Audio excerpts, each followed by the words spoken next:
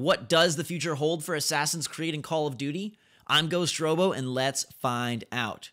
So I've been playing a lot of Advanced Warfare, a lot of Unity, and it's got me thinking about where these series are headed. Now, regardless of how you feel about the latest installments for each of these big franchises, you can begin to ponder where AC and COD are headed next year, the year after that, even beyond. These are two major annualized AAA franchises that have become tentpole moments in every gaming calendar year. And I'm beginning to wonder why. Because if you look at other annualized major titles, things like Madden or now Skylanders, previously Guitar Hero, I don't think they were heralded as much. I don't think they were placed as high on the hierarchy as Call of Duty and Assassin's Creed. And right now I'd say that AC even leads COD a little bit in terms of its overall expectations, overall hype. You know, Assassin's Creed Unity, the jury's still out for me, but most people were expecting it to be the best game of the year, or at least one of them. And we've seen reviews and remarks that it is riddled with problems. I've encountered some myself, single-digit frame rates, definitely not graphically where I expected it to be, and from an overall structure standpoint, it feels very similar. Story-wise, it has not grabbed me in the same way as previous installments, and you kind of start to think, like, why and where and when and how will this ever change, and will it ever change?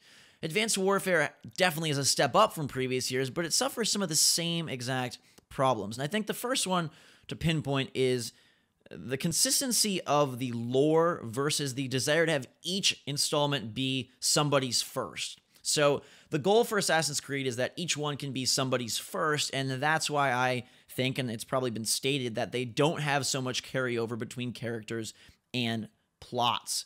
If you do that, you risk running off a lot of your audience because they're lost, they're confused, and you want to introduce new fans with each entry. That makes sense from a marketing standpoint, that makes sense from a money standpoint, but it's not really beginning to make a lot of sense from a hardcore gamer standpoint. Playing now my 7th or 8th Assassin's Creed, it's like I don't really want to go through the initial rise to assassin every time. It feels like that's something that's very repetitive, and we're getting so many tutorials and so many intro bits that I kind of, you know, they're interesting in their own way, but would it be better off if we had a character who was ever present throughout this franchise? And obviously, I know that they want to go to different time periods and places and locales, and that's great, but what if you, instead of making sort of Desmond the constant or the external person the constant, what if the internal character was a constant? So taking this year's example, what if Arno was able to travel, you know, to France, and then he was also in, you know, Roman times in Assassin's Creed 2. What if the franchise was structured that way, where that character at least was consistent, so we had some rapport and some knowledge of his personality, of his beliefs, of his family, of his values? You know, one thing that gets me every time in Call of Duty is they try to elicit these extreme moments of emotion or passion or sadness, and it's like, we've known these guys for like an hour, and we barely know anything about them. You don't know what Gideon really likes in life. You don't know what Mitchell's main motivations are. I mean, you glean a little bit from the faint details they provide us with, but imagine if Call of Duty had carryover characters.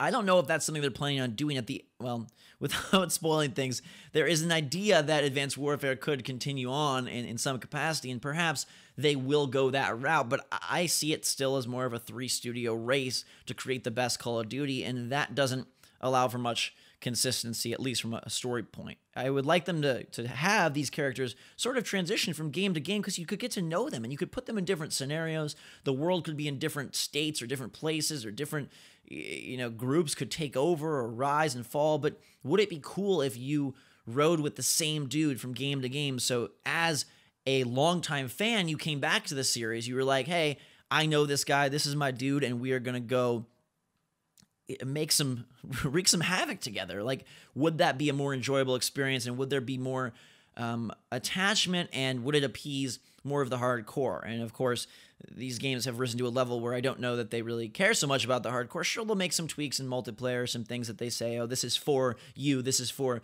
you know, the group that I and most of you fall into, but for the most part, it seems like they're advertising to Walmart gamer 13-year-old who has, you know, just gotten his first new console and wants to buy a brand new Assassin's Creed. And obviously they're catering to past fans as well, but I wonder, like, in the same way that the Madden gamer has been so defined, the Call of Duty gamer. There's got to be an Assassin's Creed gamer. And I think having that consistency, maybe you would turn off the brand new fans, but I think they still would be interested. They still would want to get in on it. You know, like there's an ability for them to go back and read, or you could do different things within the game to sort of make it accessible. Maybe even have a prologue chapter that recap things, or a playable intro that you could go through and learn the basics and see that character's rise to, fame.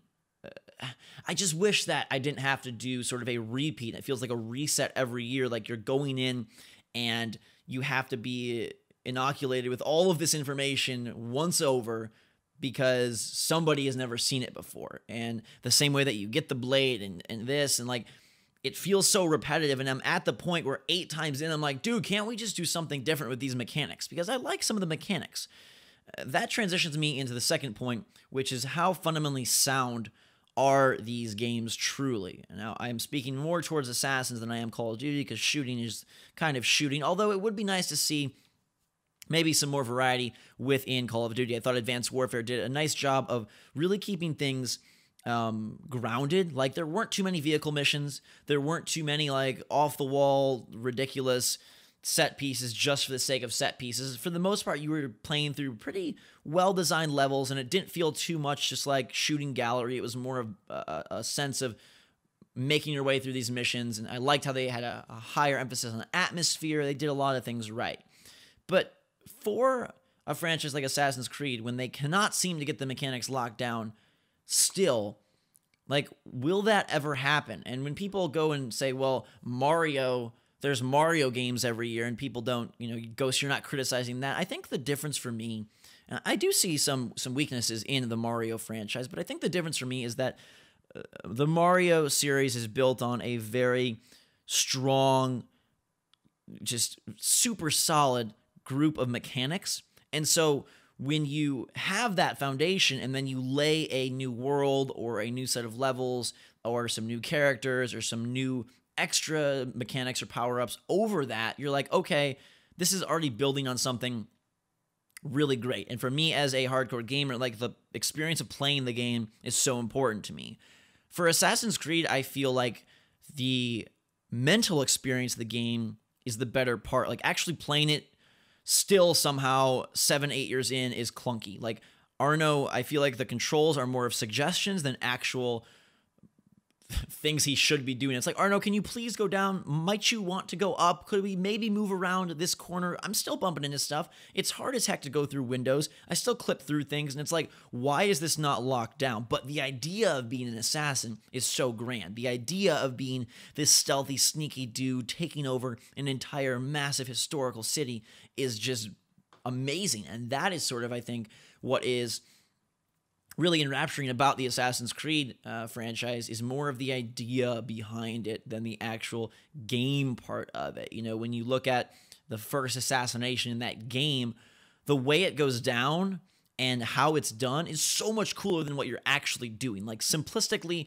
you're making a couple, jumps, a couple drops, and then pressing the X button or pressing the square button or whatever the heck it is. And so the idea of being this epic assassin is so grandiose in my head that I walk into each game expecting all of these memorable moments because I'm preparing myself to play the role of this really sweet hero. And when the gameplay doesn't live up to that, it is definitely a letdown. And so I think they either have to rework the framing of the series, or they just need to once and for all just grind out the mechanics until they are golden and make it so that that mental experience matches up with the physical experience, instead of having this humongous rift that allows the series to really flourish in a hype arena, but in an actual review/play arena, it falls short. I wonder if that plays into sort of many people's overall boredom and just malaise with this year's entry, is like, the actual game itself is not the great part. It's more the idea behind it. And if the idea behind it is not evolving, but rather revolving, then do we grow tired? And by revolving, I mean like a revolving door, in the fact that it's just a new assassin and a new land with the same concepts over and over again. And that's where I wonder, if they built on it, would it be something better. And I know they've tried to do that with Desmond or whatever other, modern time thing they have going on. But I think an attachment to a character and sort of that emotional tie to someone's life would be much more interesting. And I think if you put it as the playable character instead of just this Desmond proxy or whatever they've gone with lately, I think you would find a lot more satisfaction in reprising that role each year. And with Call of Duty, mechanically, I think the reason Advanced Warfare got higher marks is perhaps because it's a more fun, hands-on-the-controller experience than Assassin's Creed. When you play that multiplayer, when you play that single player, it's genuinely enjoyable. And so, sure, it's kind of stupid, some of the story beats, and sure, it's not like it totally revolutionized the series or anything, but it's so much more solid than in the past, and because the mechanics are locked down, it works. People always talk about Call of Duty has the shooter controls, or this game is trying to go after the Call of Duty kind of controls, and obviously some people like Halo, whatever, but Call of Duty is known to have really rock solid mechanics, and Assassin's Creed I don't think is.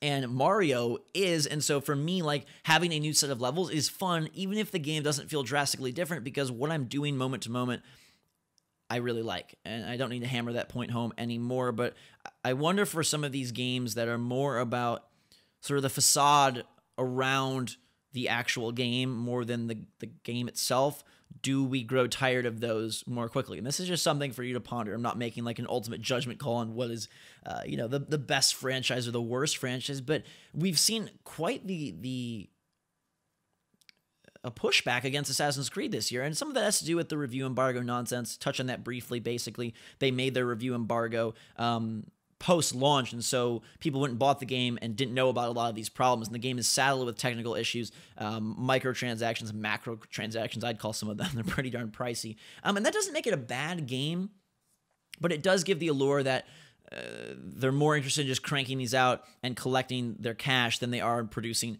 a premier product. And something that I think is really interesting, and this is kind of my third point, is why are these games then our focuses, our main draws for the year? Assassin's Creed gets so much press and gets so much hype, and a lot of it has to do with marketing. Same with Call of Duty.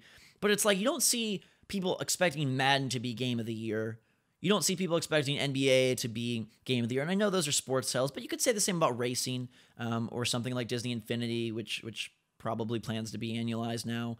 Guitar Hero, because people kind of group those aside as the annualized games that are more interested in growing a fan base, maintaining past fans, and appealing to new players than they are with truly creating glorious games. I wonder if that now becomes the same of Assassin's Creed, of Call of Duty, of some of these titles that we're seeing or going to see, year in and year out. I could bring up a couple others as well, something like a Far Cry, or even, who knows? What if Destiny becomes annualized? It's definitely not going to be next year, but you begin to wonder, what and why are we placing so much of our hope into these titles? And sure, it's because a lot of them are initially started off as some of our favorite franchises. Look, Assassin's Creed 2 is one of my favorite games of all time.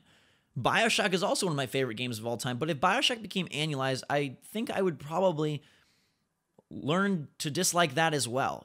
Too much of anything is not the greatest. Too much of a good thing usually turns out rotten. And it's are they riding these games straight into the ground? And what companies are we going to look towards to our 10 out of 10 experiences if the ones that we're previously accustomed to looking towards are sort of more concerned with something besides creating a game of the year? And it's possible that these titles still could win a game of the year, but it definitely seems to me that, look, you've got something like Naughty Dog, somebody like Naughty Dog who is making games every couple of years, and their goal is to craft a very fine-tuned and flawless experience each time. The Last of Us is a masterpiece. I thought Uncharted 2 was also probably a masterpiece for its time. Uncharted 4, people are expecting to be a masterpiece, but it's because they take their time. And even if you have multiple studios, I don't know that it's possible to release masterpieces every year. Not even because of it's just like there's burnout. Like, not even because of that specific game, but is it even possible to capture someone's mind and heart when they're seeing this thing every 12 months or less? You know, that's sort of a thought as well, is like, even if the game was great, even if it was doing everything right, which it's not, neither Advanced Warfare or Unity are, but even if it was, would we be like, holy crap, this is meh? You know, people talk about Mario's every year, but if you look at the mainline Mario games, I'm talking Sunshine, 64, Galaxy, 3D World, those do not come every year. And so there's a lot more, I feel, genuine excitement around that, because it's like a trip back to Mario. And I don't feel like I'm taking a trip back to Assassin's Creed or a trip back to Call of Duty. I feel like I'm just playing another Call of Duty or another Assassin's Creed. And, you know, as the industry shifts, it feels like we're sort of losing out on the mid-tier game. We have the smaller indie titles and we have the mega AAAs. And as these mega AAAs become more about producing monstrous numbers, massive budgets, are they all going to fall into this annualized trap? And all going to fall into this trap of reproduction and reusing and revolving so that they can be someone's first, whatever game it is, whatever the title may be. And then we'll lose out on some of those truly spectacular standouts. Now, in direct contrast to this is Sunset Overdrive. And unfortunately, Sunset Overdrive is not getting the hype, the buzz, or the sales of Assassin's Creed or Call of Duty. But I think that game is far superior to both the aforementioned titles. It is unique, it is a one-off, and it definitely is a project that you can tell they poured their heart into and their extreme, like you can read the company, the developers' desires through that game. You can read their likes and dislikes through that game. Whereas Assassin's Creed feels more like a product concocted by a robot or a focus group or a formula. And so the last thought that I'll leave you with as we wrap up is, what games will carry forth the mantle of the magnificent? If AAA is going to sort of step back into this role of annualization, of being merely a moneymaker for the consoles or for the publishers or for the industry to, take steps forward, what games and where are we going to see the true masterpieces? Is it going to be just from the indie space? Is there room for a mid-tier game to exist and sort of be the confluence of great mechanics, of a really cool story, and work in an era when budgets are so dang high it feels like nobody can compete unless you're coming at it with hundreds of millions of dollars? I mean, the last couple that I can think of that really stood out for me are like The Last of Us and BioShock Infinite. And I know those aren't everybody's favorites, but it's like there's these games that, I don't know, they just have a spark about them. And I look at the release calendar and I don't see any out there right now. And I'm sure there's games that are going to do really well and that people will really enjoy and that I'll really enjoy. But just, there is a uniqueness about certain titles that feels like they have been crafted very carefully, and you're almost guaranteed a great experience. You know, like it's almost sort of like I mentioned, like the Naughty Dog thing. You know, when they put a game out, it's going to be really good. You knew when Irrational put a game out, it was going to be really good. Usually when Nintendo first party does something, you know it's going to be really good. And what studios do we have that we can rely on for those spectacular titles, and where is that going to come from as everything kind of begins to seep into this weird world of microtransactions, free to play, yearly releases, and sort of standardizing of a lot of these concepts. You know, it doesn't seem like Assassin's Creed wants to take many risks anymore. Doesn't seem like Call of Duty wants to take many risks anymore. Even if they're putting together pretty solid projects, technical issues aside, we're not getting big growth steps. And so I think my final thing is, like, I don't know that these franchises will ever evolve, and people are hoping that the next year will be the real deal. The next year will be the real deal. Next year will be, and I don't know that they ever will, because it's at a point where they would be sabotaging their own interests by doing so, because what they have become, the beast that they have become, is all about reprising that role of the Assassin's Creed game, of the Call of Duty game, each and every year. That is where I will leave you guys. I'm curious to see what you say in the comments below. Definitely get involved and let me know your take on all of this. Thank you so much for watching. I hope you enjoyed the video. And lastly, let me just say that I do enjoy Call of Duty and Assassin's Creed. I don't think they're the greatest games of all time, but I thought Advanced Warfare was a huge step up this year, and I'm enjoying certain things about Unity. I'll play more of that and see what my final take is, but just food for thought. Hope you guys are having a fantastic day. Drink so much all. Until next time, we will see you all later.